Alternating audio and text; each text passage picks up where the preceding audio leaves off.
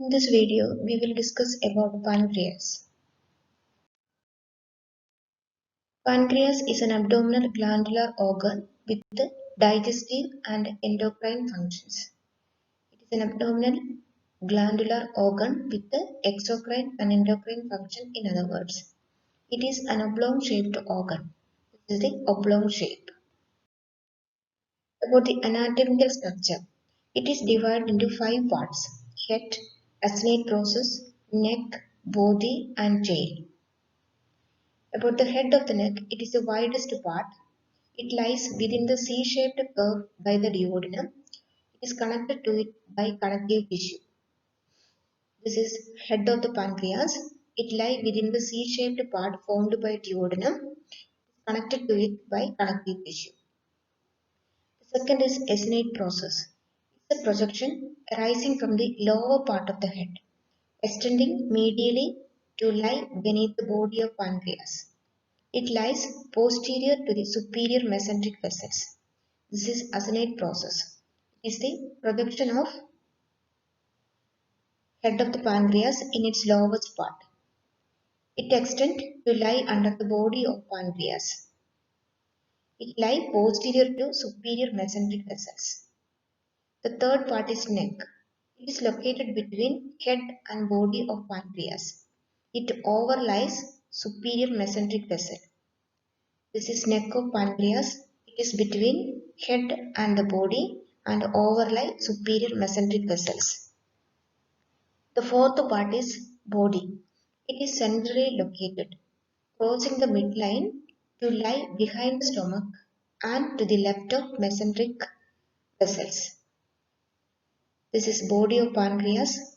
It is centrally located. It crosses the midline to lie behind the stomach and left of superior mesenteric vessels. The last and the fifth part is tail, the left end of the pancreas. It lies close proximity to the hilum of the spleen. It is contained within spleno-renal ligament. This is the only part of the pancreas that is intraperitoneal. The last and the fifth part is tail. It is the left end of the pancreas. It is close to the spleen. It is within spleno-renal ligament, and this is intraperitoneal. In adult, the pancreas is about 12 to 15 cm in length, lobulated and salmon colored. About the micro, majority of tissue have digestive role. The cells involved in digestive role will form a clusters called acini. They are arranged in lobes, and these lobes have thin fibrous walls. The cells of each acinus secrete digestive enzymes called zymogens. Each acinus contains pyramid-shaped cells and a number of zymogen granules within the cytoplasm. Each acinus is drained by an intercalated duct. They drain into intralobular duct, and finally they will form interlobular duct. Each duct is lined by a single layer of column-shaped cells. This is the picture of microanatomy. Here you can see the pancreas, and this is the cells that form or that have digestive role. They are called acini. Two acini is given, and this is the expansion of acini. This is the microanatomy of exocrine pancreas. Exocrine pancreas is that part of pancreas which have digestive role or which produce digestive enzyme. This is a single acinus. Each acinus is lined by acinar cells which are pyramid in shape, and its cytoplasm has zymogen granules. Each acinus is drained via intercalated duct. Intercalated duct from different acinus joined together form intralobular duct. Intralobular duct drain into pancreatic duct. This is the pancreatic duct.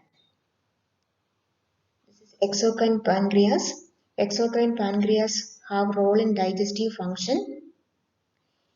Cells of exocrine pancreas are arranged in clusters called acini or acini. This is each acin, a single acinus. It has acinar cells, zymogen granules drained by intercalated duct. Coming to the endocrine pancreas. The tissues with an endocrine role or which secrete hormone exist as clusters of cells called pancreatic islets. Clusters of exocrine cells are called acini and clusters of endocrine cells are called pancreatic islets, also called islets of Langerhans. These islets contain alpha, beta, delta cells, each of which releases different hormone. The alpha cells secrete glucagon, beta secrete insulin, and endochromatin cells secrete some other types of hormones. And also these cells have characteristic positions. Alpha cells are found in the periphery of the islet. Beta cells are numerous in number and they are found throughout the islet. Endocrine cells are scattered throughout the islets. Altogether, each islet is composed of 3000 secretory cells and contains several small arterioles to receive blood and venules that allow the hormone secreted by the cells to enter the systemic circulation. The hormones secreted by islets straightaway enter the systemic circulation. So they have enormous arterioles and venules. The endocrine pancreas consists of clusters of cells called a pancreatic islet. They contain alpha, beta and delta cells secreting different hormones. They have rich blood supply from arteries and veins.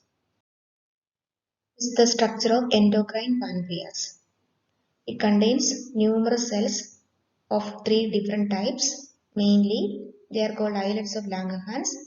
This is the structure of islet, a single islet, and that is here you can see F, beta, theta, and alpha cells. Alpha, beta, theta, and F cells. Alpha cells secrete glucagon. It increases blood glucose, constitute 20% of islet. Beta cells constitute 65% of islet. To secrete insulin, it decreases blood glucose. Delta cells 10% secrete somatostatin, inhibit insulin and glucagon secretion. F cells are rarely seen. They secrete pancreatic polypeptides.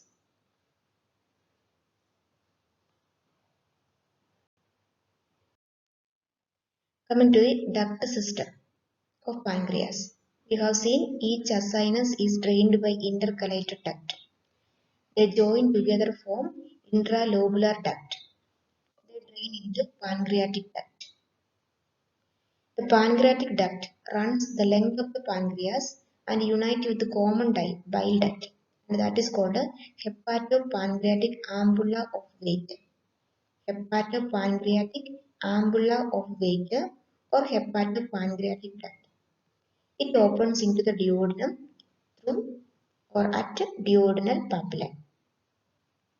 The secretion into the duodenum are controlled by a valve present here. A valve present in the duodenal papilla or ampulla of Weber. That valve is called a sphincter of Oddi. This is the duct system. The small vessels that join into pancreatic duct or small interlobular duct. The small vessels are called interlobular duct. Several vessels you can see here. They form a duct called a pancreatic duct. It joins with the bile duct and form hepatopancreatic duct. It opens into ampulla of Weber in the duodenum, and here is a valve called a sphincter of Oddi.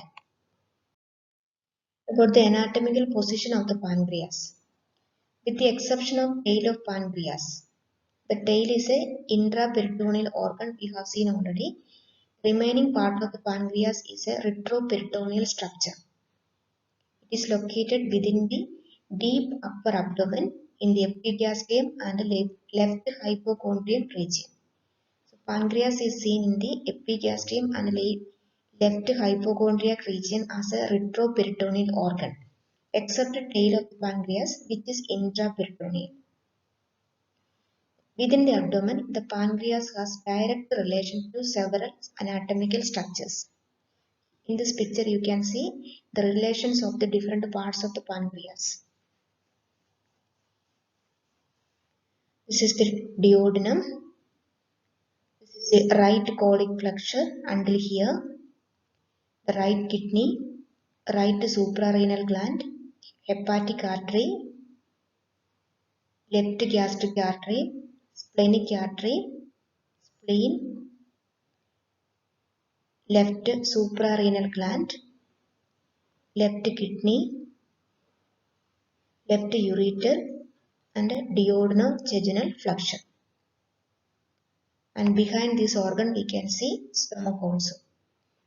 So these are the organs that are related to the pancreas, the superior mesenteric vessel.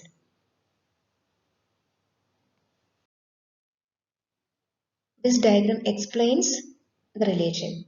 The anterior, the lesser sac of stomach, pylorus, first part of duodenum, superior mesenteric vein and artery, transverse colon and stomach.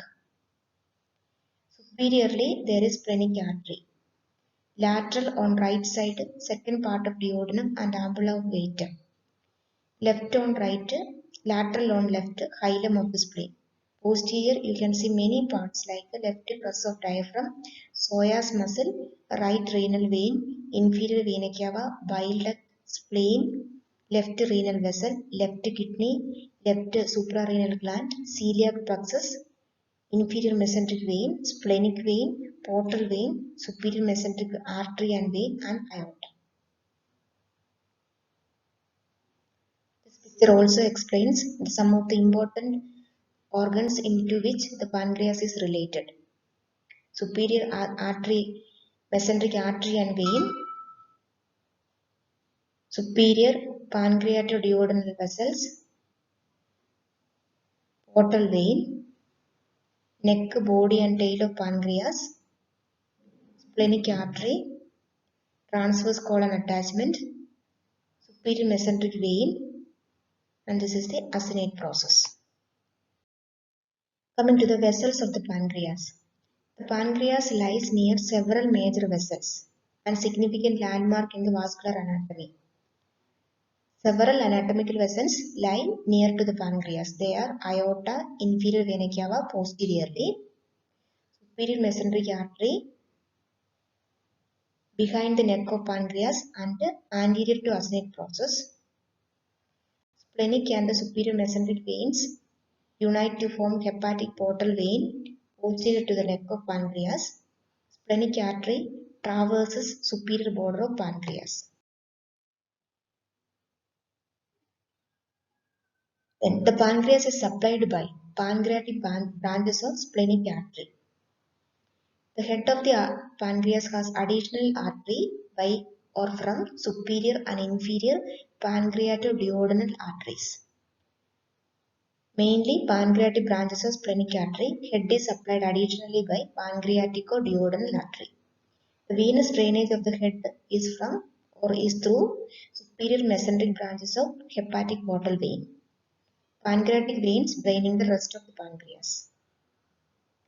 About the lymphatics, they drain into pancreatico-splenal nodes and pyloric nodes, which further drain into superior mesenteric and celiac lymph nodes.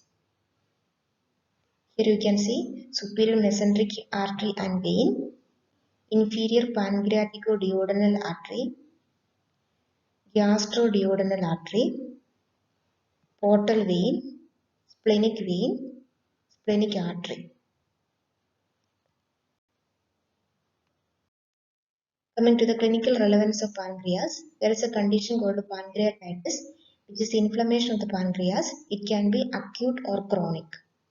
Then there is pancreatic cancers, most common type of Is pancreatic adenocarcinoma very difficult to treat? Then there is diabetes mellitus, increased level of sugar in the blood. Pancreatitis, pancreatic cancers and diabetes mellitus. Some of the clinical conditions affecting pancreas. This is in brief about anatomy of pancreas. Thank you. Please subscribe and share.